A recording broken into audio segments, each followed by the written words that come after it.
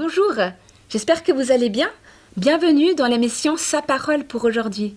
Le thème d'aujourd'hui est « Laissez le fondeur accomplir son travail ». En Malachie 3.3, il est écrit « Il siégera pour fondre et purifier l'argent ». Voir quelqu'un que vous aimez passer par l'épreuve du feu du fondeur est certes pénible, mais c'est la seule manière d'obtenir de l'argent vraiment pur. Oui, il est difficile de regarder l'affineur alors qu'il attise le feu jusqu'à ce que toutes les scories remontent à la surface et qu'il enlève toutes les impuretés afin de voir enfin son visage s'y refléter. Mais c'est seulement à ce moment-là que son travail est achevé. Et c'est le but que Dieu veut atteindre avec chacun d'entre nous. Quand nous prions, fais-moi ressembler davantage à Jésus. Nous demandons en fait au Saint-Esprit de poursuivre son œuvre en nous. Car d'habitude, nous ne changeons pas tant que la douleur de rester identique à nous-mêmes ne devient pas plus lourde à supporter que le changement.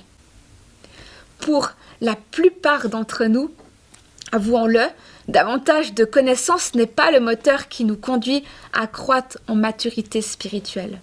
Tandis que la douleur de l'épreuve est un puissant stimulant. Peu importe la profondeur de votre amour pour quelqu'un, n'essayez surtout pas de le préserver de l'action divine en lui.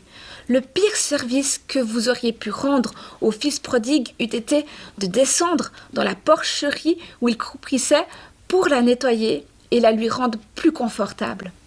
Laissez plutôt l'affineur faire son travail. Pendant une bonne partie de sa vie, par exemple, Jacob s'imagina pouvoir se passer de Dieu. Il n'avait pas besoin de lui. Il vous aurait sans doute dit « Je vais très bien, merci. Ne vous inquiétez pas pour moi. » Mais un jour, il dut rentrer chez lui et affronter la colère prévisible de son frère Ésaü, alors qu'il avait causé beaucoup de tort.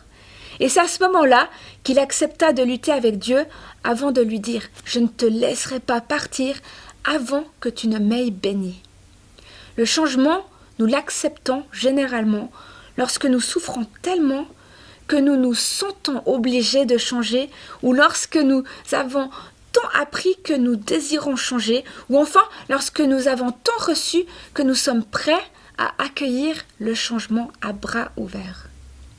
C'était Sa parole pour aujourd'hui. Allez, à bientôt!